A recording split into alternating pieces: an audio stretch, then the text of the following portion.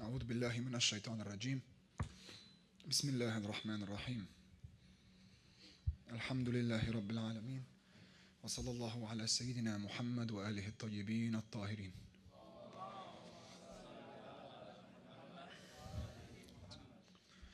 اللهم اخرجنا من ظلمات الوهم وأكرمنا بنور الفهم. اللهم افتح علينا أبواب رحمتك وانشر علينا من خزائن علومك يا أرحم الراحمين. اللهم علمنا ما ينفعنا وانفعنا بما علمتنا وزدنا علما. My brothers and my sisters, Assalamu alaikum wa rahmatullahi wa barakatuh. Last night was the 19th of Shahr Ramadan. We know this night to be the night that Imam Ali alayhi salam was struck on his head in sujood. Tomorrow night will be the night commemorating the anniversary of which he left this world. And so, as tradition dictates, we remember him mostly on these nights, and we try to connect to our first Imam to give us that push that we need to keep going until we meet him in the next world. Forgive me, my voice is not too strong today. I'm losing it over the last few nights, so I'll try to raise my voice as much as I can. Is the microphone okay? It's having a bit of an echo. Yeah? Imam Ali's life is one that teaches us the true meaning of perseverance, the epitome of perseverance. What I want to speak about today is looking at the Imam's life before the death of Rasulullah sallallahu alaihi and after the death of the Prophet sallallahu alaihi. And you will see what perseverance really means. Because the way in which Imam Ali alayhi salam lived his life was constantly one in which he revolved around Islam. Revolving around Islam, that means revolved around the Prophet. Notice how the Prophet's mission doesn't begin until he's 40 years old. How old is Imam Ali alayhi salam when the Prophet is 40? He's 10. He's 10 years old. Just enough to be of a mature age to aid him on the path. So when the Prophet was 30, the Imam was born.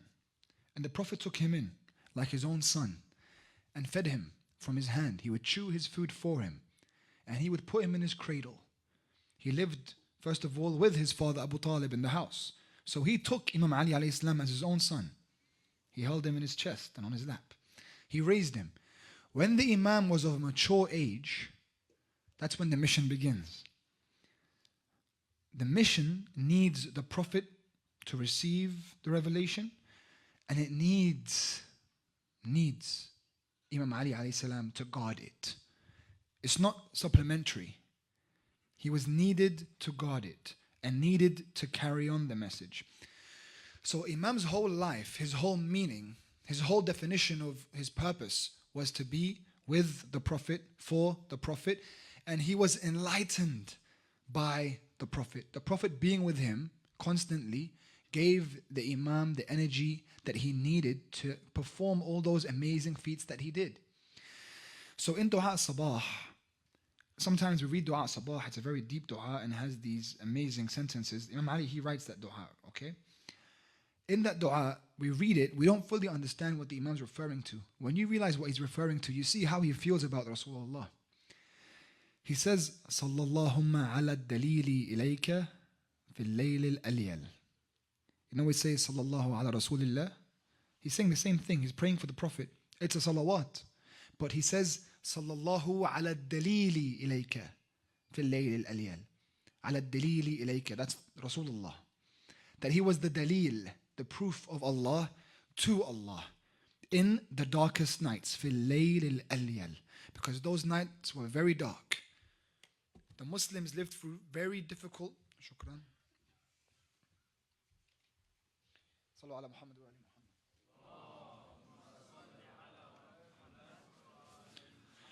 The Muslims lived through very difficult circumstances in the time of the Prophet.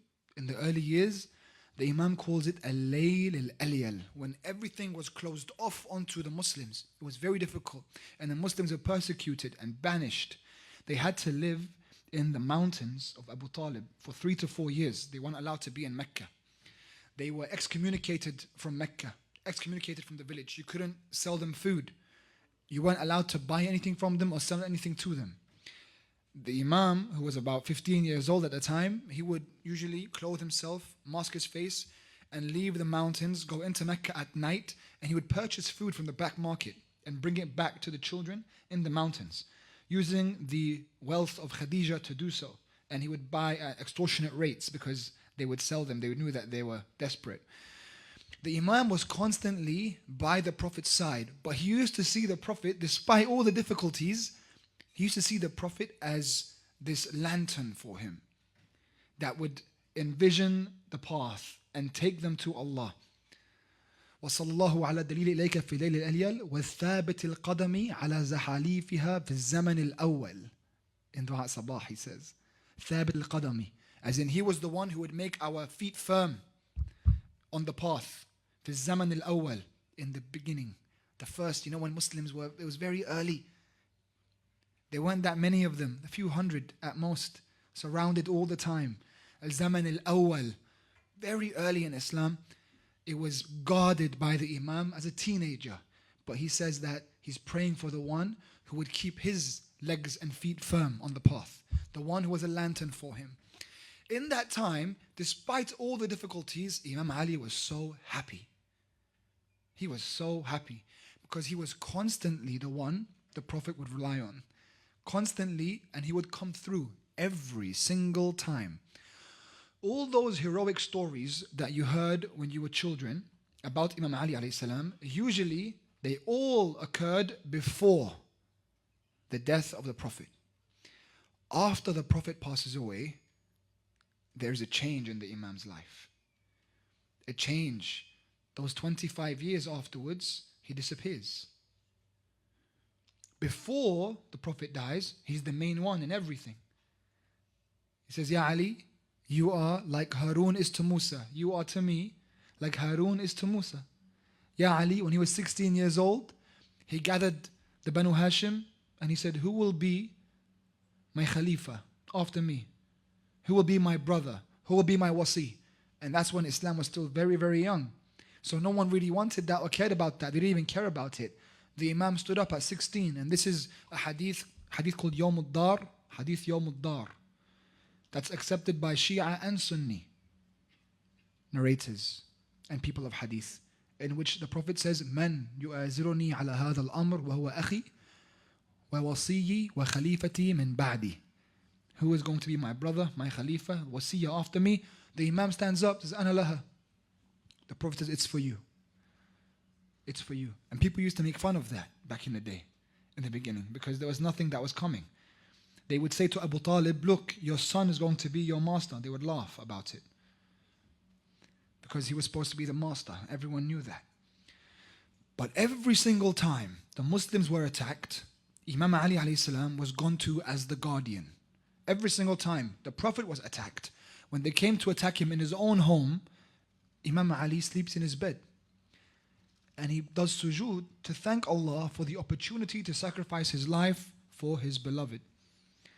The Prophet knows this, and when he goes to Medina, he stays outside of the city until the Imam returns and goes in with him. He stays outside for days until the Imam comes. That even when Rasulullah left Sayyidah Zahra alayhi salam in Medina, Imam Ali was entrusted with Fatimah Zahra before they were married. He was entrusted to bring her from Mecca to Medina. He left her in Mecca when they were going to attack his house. Imam Ali was the one to bring Fatima back to her father. And he was going to be stopped by 18 warriors that came from the Quraysh that stood in his way. And Fatima alayhi salam, she would see this. From when she was young, she would see. Always, she's sitting there and in front of her is this young man who's constantly defending her father and defending her. And as those men stood in front of him, they said, if you try to go, we're going to drag you back with your hair, O he who has no father, because his father had just passed away. And he told them to try if they dared.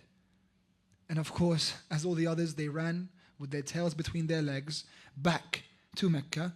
And during the day he did this, in daytime, he didn't go at nighttime. And he took Fatima Zahra back to her father in Mecca. He took her on a camel and he walked. He walked. He didn't have enough for another camel. He walked and she was on the camel. He felt real glory to be trusted so much by the Prophet. To be trusted with Fatima Zahra. To be trusted in Badr as constantly the main general of each army. In Badr, in Uhud, in Khandaq. When the warriors came, the Ahzab, to kill the Muslims in Medina, and they dug a trench around Medina. And all the Muslims were scared. Several of them were scared because of the famous warrior Amr ibn Abdul Wid.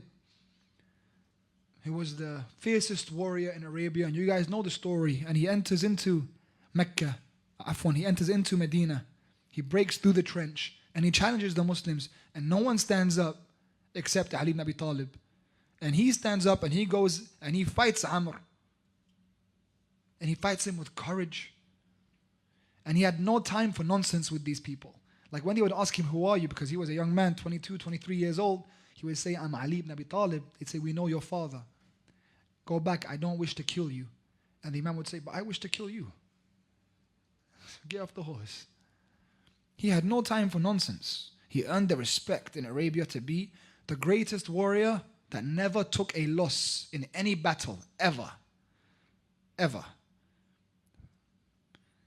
So he became famous. And people from all over the land knew of him, of all different religions knew of him. He had real glory. Real glory. You know, he was struck in his head twice. The second time was in Shahr Ramadan when he was doing sujood. The first time was from Amr. He had struck him with the sword, it would pierce through his helmet and it struck him. The scar was still there. When he was struck, the scar was still there his whole life. The Imam wore that scar proudly. He had glory. He didn't do anything for glory, but he lived true glory to the point that 100,000 Muslims are gathered around him in Ghadir, and the Prophet raises his hand, what more glory can you have than this?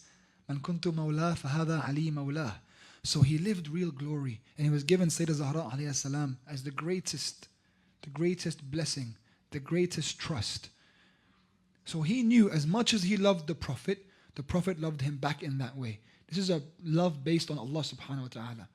The two greatest men ever born that truly the Prophet says, we were from the same tree. Me and Ali are from the same light, from the same tree. And everyone else is from different trees. But then the Prophet passes away. And Imam Ali is supposed to take over. And on the same day that the Prophet passes away, and that the Imam is burying Rasulullah, men gather in hunger for power. And Saqifa happens. And they decide that they're going to be the new Khulafa. They're going to be the ones to lead Islam. And from there, the tragedies begin. And you can now juxtapose. This is why I want you guys to realize that in our lives, perseverance is a sign that you're doing something right. And tribulation that comes to you, you're not supposed to give up in the face of tribulation. People keep saying, the doors are closing on me. Times are getting hard. I'm losing hope. I'm despairing. You look at the life of Imam Ali alayhi salam and you think, how did he handle all of that after what he had lived with the Prophet? All that glory that he lived with the Prophet, and then right after the Prophet dies, tragedies begin that you can't fathom.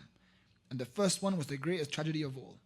When they enter into the house of Sayyidah Zahra alayhi salam, and Imam Ali is there, and he rushes to defend her, and around him, he has 5 friends with him in the house. All the men enter the house, they take their swords out onto the neck of all of his companions, and onto him as well. And they want to kill him, and they're waiting for him to draw his sword.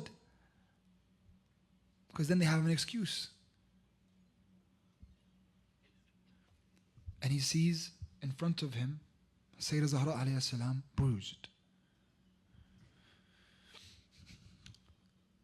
Do you know that afterwards, all the Muslims, when they left Imam Ali alayhi salam, he asked just for 40 people, all that glory, 100,000 were there to see his arm lifted. Then he asked for 40 men to fight back against all thousands of the Quraysh. Only 5 men showed up, the same 5 that were in the house. Only 5 showed up. How lonely do you feel? How lonely do you feel? Thank you. Thank you, Habib. How lonely can you get? You know, in life, sometimes we start to think that we're popular and that people love us and that we're indisposable and we are the main character in so many other lives. But you know, life goes on without you, very normally. And when it hits the fan, there won't be that many people that will be loyal to you. That's the reality of life. It's the sad reality of life. There was no one better than Imam Ali alayhi salam. No one better. And only 5 showed up. I want you now to start to empathize, to put yourself in the same situation and make it realistic for yourself, to really feel what the Imam was living and feeling, that all the people he expected something from. And by the way, one of the people in the house, so you had Ammar, you had Salman, you had Miqdad, you had Zubayr. Okay? Zubayr we're going to come back to. He was in the house. He was in the house of Sayyidina Zahra alayhi salam. He was the only one that took his sword out, by the way. The only one that took his sword out in the house to fight the Quraysh. The only one took his sword out to fight the second Khalifa. He was there when they buried Sayyidina Zahra alayhi salam. He was there in the secret burial. Okay? Imam Ali, in a dark night, he saw only 5 people showed up during the day. He thought maybe in the night he can go and convince certain people that he has hope in to come and help him. So he goes in the middle of the night. You know what he takes with him? Sayyidah Zahra on a horse. He brings her with him to remind them. Sayyidah Zahra, he brings her as a hujjah on the people. Imagine them walking in the street in the dark night and she was injured. To remind them that people won't be reminded. And he watches as Sayyidah Zahra leaves this world and he goes to bury her and he sees Hassan and Hussain crying on her chest and the angels tell him to remove them because they can't bear to see Imam al-Hussein as a child crying, and it was shaking the heavens. He removes Imam al-Hussein as he tries to speak to his mother. He buries her and then he sends them home and he sits by the grave and he speaks to his beloved. Look at the glory he lived before, and then now not only did he lose Rasulullah, but he lost what he was so proud to have been entrusted with. And what a way to lose it. She didn't even reach her 20s. You know what he must have felt? What could he have felt? Imagine what he could have felt. Do you guys think he felt guilty? How did he feel? He didn't do anything wrong, but how do you feel? You lost your wife, the daughter of Rasulullah. And he sits down and he says to Rasulullah, the amana has been returned. And he goes back home and now the perseverance begins. He can go and chop off the heads of all the perpetrators and ruin everything and we won't be here right now. Islam will be finished. Perseverance. To do the right thing in the greater scheme, the greater plan, it's so hard. So hard. You know, when you're oppressed, think back to the moment that you were oppressed. When you feel like, how could that person do that to me? I'll show them. I'll show them revenge.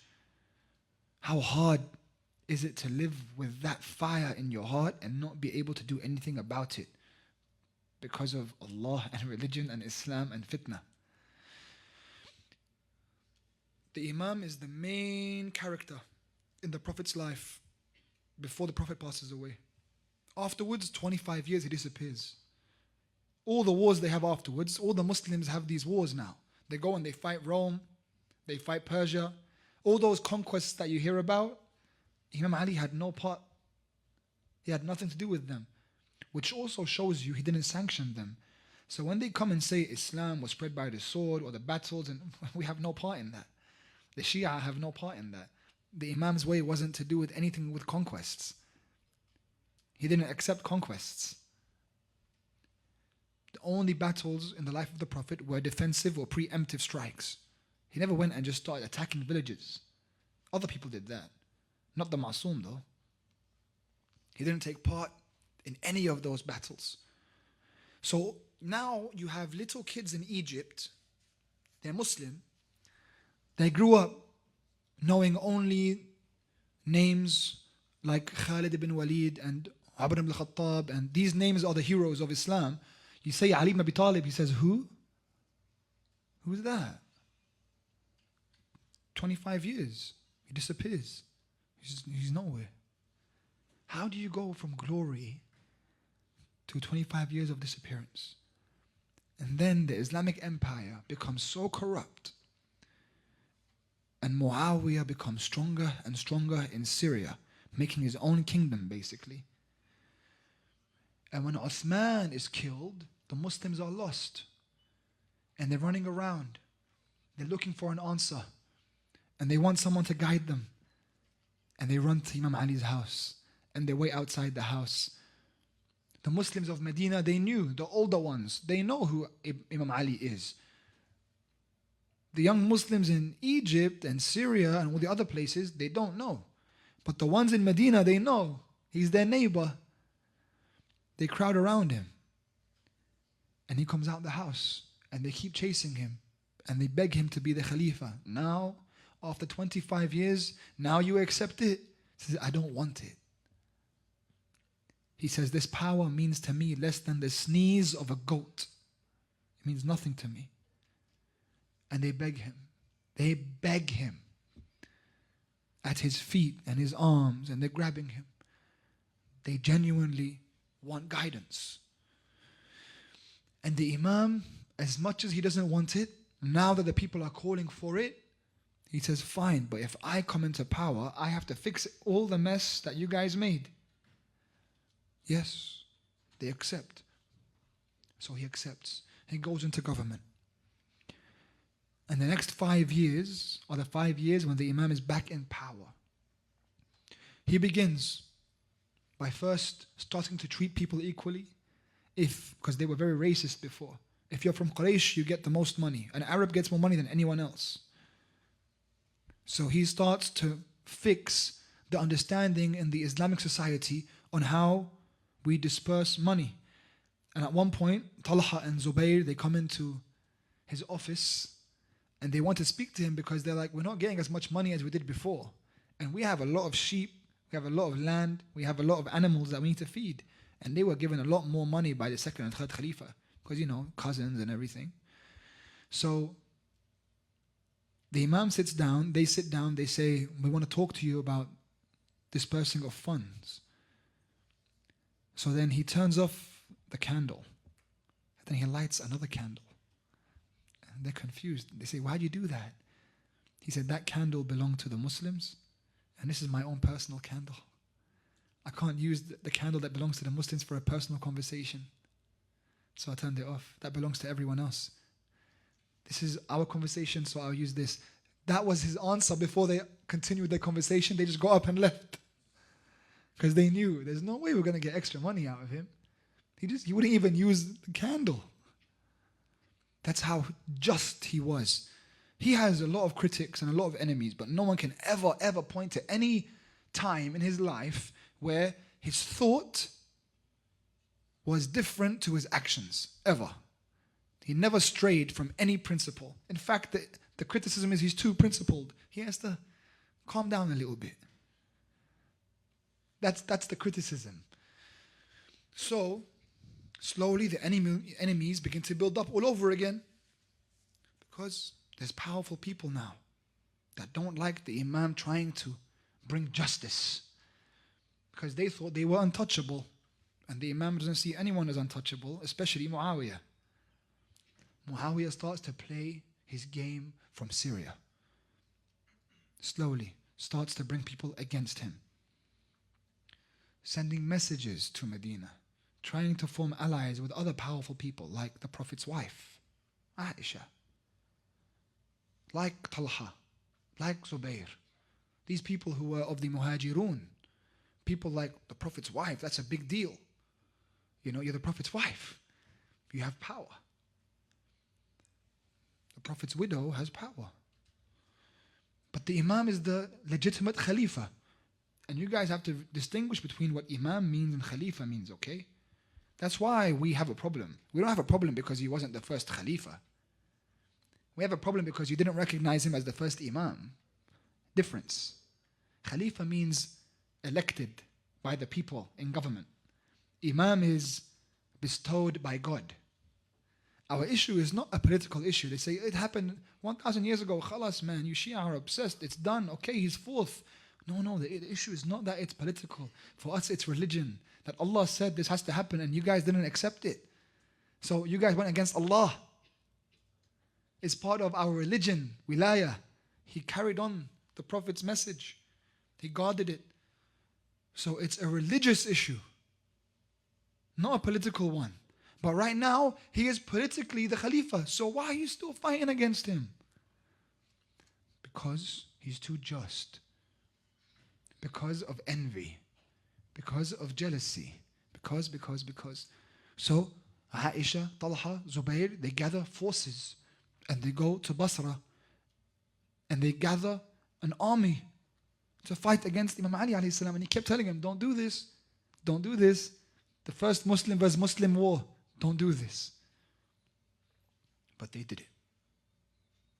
So Imam Ali alayhi salam raised his army of the Muslims as the Khalifa to squash the revolt. They were revolting against him. They didn't revolt against the first three Khulafa, but against Ali they did. And who was the leader of that army? Zubayr. The same Zubayr that was in the house. The same Zubayr that was in Badr, Uhud, Khandaq. The same Zubayr that was burying Sayyidah Zahra alayhi salam with him. Now is fighting against him in a war. That's heartbreaking. That's heartbreaking. Aside from the fact that it's a big lesson for us on not loving someone too much because he may become your enemy one day, and not hating someone too much because he may become your friend one day. But aside from that, again, I want you to consider how Imam Ali feels. But he doesn't stop. He doesn't say, Ya Allah, I had enough. Why me? Khalas. He perseveres. He keeps doing what he has to do. He still accepts to be the leader amongst the Muslims after all the Muslims are doing to him. And they go through that war. And of course, Imam Ali, he's victorious in the war. He squashes the battle. He lets Aisha go. And this war, if you ask people about this battle, they're confused. They don't know about this battle. They say all the Sahaba were friends. All the Sahaba are in heaven. All the Sahaba are friends. They're all friends. They're all together. We don't get involved between them. 20,000 Muslims died in that battle. They're all friends. They're all going to heaven. Like nothing happened. طيب, Imam Ali alayhi salam, he continues on his way. Muawiyah doesn't stop there. Muawiyah doesn't like the fact that the Imam is getting stronger. Imam Ali now builds a stronghold in Kufa. Muawiyah is not accepting it, and he claims Khilafah for himself. So even though the people were asking Imam Ali for it, now Muawiyah is claiming it for himself. He and the people of Syria support him. He had indoctrinated them very well. He had a very strong propaganda machine. And the Imam's telling Muawiyah to stand down. Muawiyah doesn't stand down. And they end up in another battle. In the Battle of Siffin. And now it's been years. Imam Ali is constantly trying to solve the issues within the Muslims, and these people, they're not letting him. They're not letting him. They won't let him even. They won't listen. When he was in Kufa, he saw people praying Taraweeh in the masjid, and this wasn't a practice of the Prophet. So he tried to stop them. He told them, we don't do this. And they called out, wa sunnata umara. What happens to the sunnah of Umar if you ban this? And they revolted against it, didn't accept. And he saw how people were getting angry, so he told Imam al-Hassan, just go back and tell them they can do it, fine. Better than them revolting. So he was so limited by people that weren't listening or supporting him, even as the leader, the political legitimate leader, they still weren't listening. And he still perseveres. And the people of Kufa now, they're getting tired. At the beginning, they were with him in Basra, in the Battle of Jamal. But for Siffin, they were getting tired. You know, constant wars, constant negative energy. And they're just saying, you know, should we really go to fight against Muawiyah? And he's saying, Muawiyah is now attacking Muslim houses in our land. He would go and attack villages. He would send soldiers to attack villages to hurt Imam Ali alayhi salam. So the Imam didn't accept. He gathered his soldiers and they marched on Siffin. Muawiyah had almost double the amount of soldiers. And the battle went on for weeks and weeks. And in this battle, the Imam loses Ammar ibn Yasir, one of his best friends since they were children. And that really hurt him too. And he keeps going. He's an old man now, huh? Grey beard. His whole life, from glory to constant tragedy and war. In Siffin, weeks, the battle goes on for weeks, but Imam Ali had a secret weapon named Malik al-Ashtar. And this man was a great warrior, and he was piercing through the ranks of Muawiyah's army. And usually what would happen is, at sunset, the soldiers returned to the tent. And Muawiyah was challenged by the Imam several times for a one-on-one battle just to end the war. And of course, Muawiyah isn't going to do that. No one's going to do that. But Malik ibn Ashtar, Malik al-Ashtar, he decided on that day, he's not going to go back to the tent.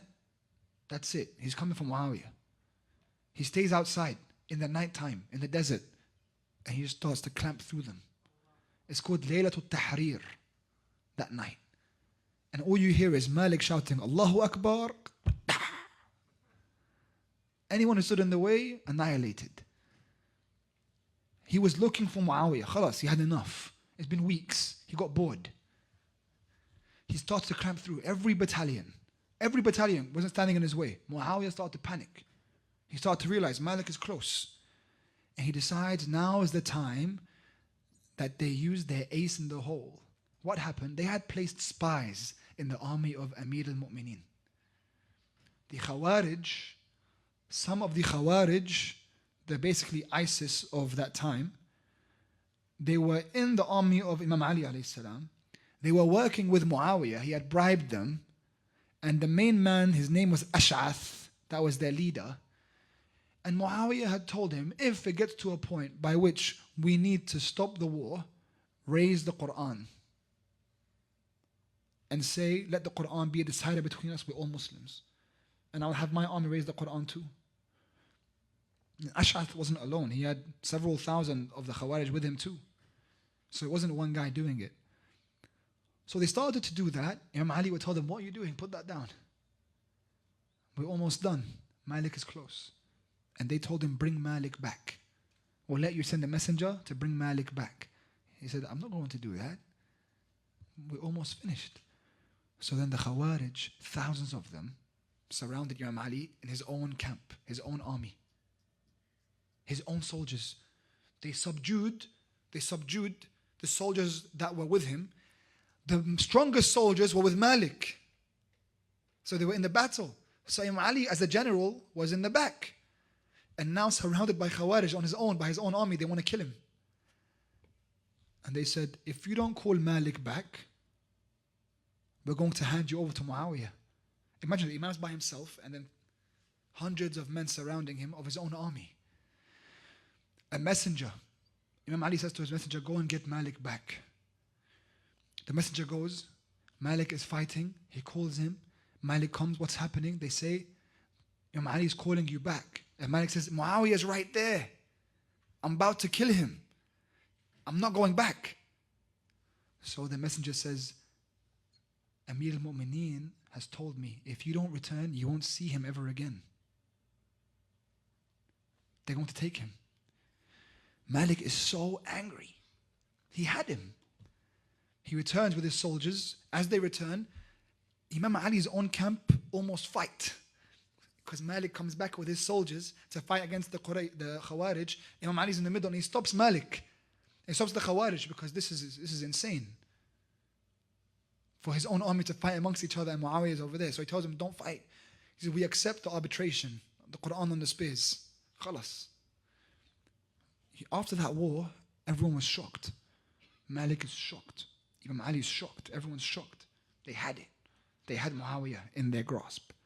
But he has snaky ways and spies and bribes. The Imam returns. Muawiyah doesn't stop his attacks. Muawiyah breaks the truce. He sends his soldiers into Muslim lands like Vikings, into Muslim homes, other Muslims. They go into the villages and they go into the homes and they do what they do with the women. They kill the men and they subdue the women. And Imam Ali finds out and he's enraged in his own lands that he feels responsible. Then he gets up. He calls the people of Kufa, and the people of Kufa, they're not listening anymore. They don't want to fight anymore. Too many people died. He's telling them, follow me. Look what Muawiyah just did. They don't listen. He's looking at their faces and he says, Ya ashbahul rijal wa la rijal. Oh, you who look like men, but you're not men. Every time I call you, you give me another excuse. You keep leaving me alone. Wallahi, I know. The next time I call you, you will all leave Ali ibn Abi Talib. I'm alone here. He says, I don't blame any Muslim man who hears about what happened and then falls to the ground in death out of agony. Because no Muslim man would accept to know what happened to his Muslim sisters. I don't blame him if he dies from this news. He says, and if you don't come with me, I will go on my own. Look where he was. He's the leader. The leader of the Muslims is saying, I'll go fight an army by myself. He literally says that in the khutbah. He's angry. They're not listening. He calls them a semblance of men. Those who look like men, but they're not really men. You know what he says at the end of the khutbah? It's heartbreaking. He gives that whole khutbah, they're all listening, and then he says, وَلَكِنْ لَا رَأِي لِمَنْ لَا يُطَاعَ. He says, there is no opinion for the one who isn't obeyed. Because you guys don't listen to me anyway. That's what he's saying. He goes, everything I'm saying, I don't even have an opinion. You don't even listen to me. Remember the glory he lived? And now as an old man, tragedy, continuous tragedy, and betrayal, and tragedy, and betrayal. Constantly. He gets to the end. There's another battle, the Battle of Nahrawan. Again, the Khawarij this time. The Imam was constantly betrayed, constantly left alone. And then he loses Malik al-Ashtar as well, by the way. Malik al-Ashtar is tricked by Muawiyah in Egypt. He's killed. And Muhammad ibn Abi Bakr, the young boy that Imam Ali raised into a man, is also killed and his body put into a donkey and burned. They would take anyone that was a companion or a beloved of Imam Ali and torture them. Even after the Imam's death, they would do that, like with Maytham al-Tammar. Constantly. You weren't allowed to speak good of Ali ibn Abi Talib, to think good of him, or to be a companion of his. Now the Imam is in his old age, the 19th of Ramadan, and he looks into the sky on that night, and he knows. And he says, tonight is the night. He walks out of the house, and he walks to the masjid to pray his prayer. And the Mal'oon ibn Muljam is there sleeping on his belly with the sword beneath it, waiting for the Imam to go into Salat. And as the Imam is praying, Ibn Muljam stands behind him with his sword that he had soaked in the poison for 3 days for extra measure, and strikes it upon the head of Amir al-Mu'mineen alayhi salam. And the blood gushes forth from his face, and Imam al-Hassan and Imam al-Hussain carry their father back to their house. Ibn Muljam was someone who was told by a woman that he loved that she wanted the head of Amir al-Mu'mineen out of revenge for her father's death. That's usually the story that we're told. But when looking at the evidence, you see that Muawiyah, once again, had something to say here. That Muawiyah was working with Ash'ath, the same man of the Khawarij that had hosted Ibn Muljam in his house for 7 days before this happened. That Muawiyah, the same way he had poisoned Imam al-Hassan, he had sent the killer of Imam Ali alayhi salam to assassinate him. And we have a lot of stories that occur in these 2 days, between the 19th and the 21st. When Imam Ali alayhi salam is in the house, and he's there, people are crying around the house. People cry afterwards. Like in Karbala, people cried afterwards. But Sayyidah Zainab would say, why are you crying now? Where were these tears before? Imam Ali alayhi salam was in the house. Abu Hamza Thamali narrates that he walked into the house, he saw everyone crying. Then he sat down, he started crying. And then Imam Ali opened his eyes and looked at Abu Hamza, and he said to everyone to stop crying, because if they saw what he was seeing, they wouldn't cry. And they asked him, what are you seeing? He says, I see the angels in front of me. I see Zahra in front of me. I see Rasulullah in front of me. They're calling me. They say they have missed me. For him, he had finally reached that moment, the moment to rest. That's why the man who never lost a battle, and the man who was victorious again and again in his life, never claimed victory, not once, except the moment he was struck with a sword on his head. Only then did he say, by the Lord of the Kaaba, I am victorious. Right at the end. And that's another lesson for us too, to persevere through glory and persevere through tragedy. That only at the end can victory be claimed. And he breathes his last breath, and his sons, they wash his body, and they take it to Najaf, and they buried it in secret. His grave wasn't known until the time of Imam al-Sadiq alayhi salam publicly. Only the Ahlul Bayt and close companions knew where he was buried. Because people wanted to desecrate the grave. They never left Amir al-Mu'mineen. We are of a people that follow the Imam, and that means it's very normal for us to go through a similar oppression to what the Imam went through, at least a percentage of it. As Shia, you guys know, people try to bully us. They try to bully us to claim that we're not Muslim. I saw in the beginning of Ramadan, someone had tweeted, shout out to all the Shia who fast in solidarity with the rest of the Muslims every year. Funny, isn't it? Ajib.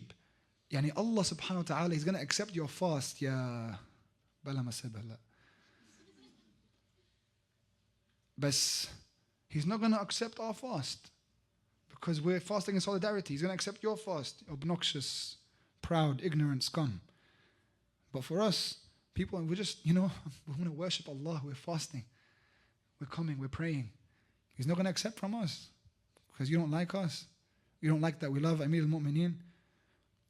What's wrong with you? There is hatred for Imam Ali till now. It's in blood, come in. And we're proud. We're that pain with a badge of honor. Look at what he lived through.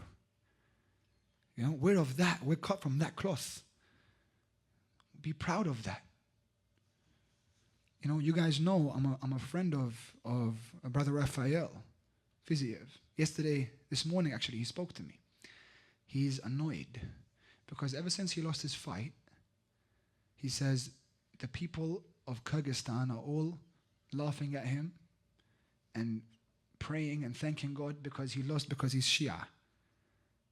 And he says, I feel like I let my Shia brothers and sisters down because all these people now, they're just making fun and cursing and swearing and trying to bully. And I told him, no, don't feel that way because this is a badge of honor. That's fine. After Imam Ali alayhi salam was struck on the head, you know what they said in Syria? They said, Ali ibn Abi Talib was killed in his prayer. And the response was, Kana Ali yusalli? He used to pray. He would pray. So the more high profile you are, the more you're going to be targeted. That's normal. Even if you're not high profile, they'll target you. In the prayer rooms, they'll target you. You can't take your turba. Pray with your hands up. Praying on a biscuit. Wudu in pineapple juice. I don't know. You have tails. All those different rumors they come up with. Right? Ridiculous. Right? It's funny.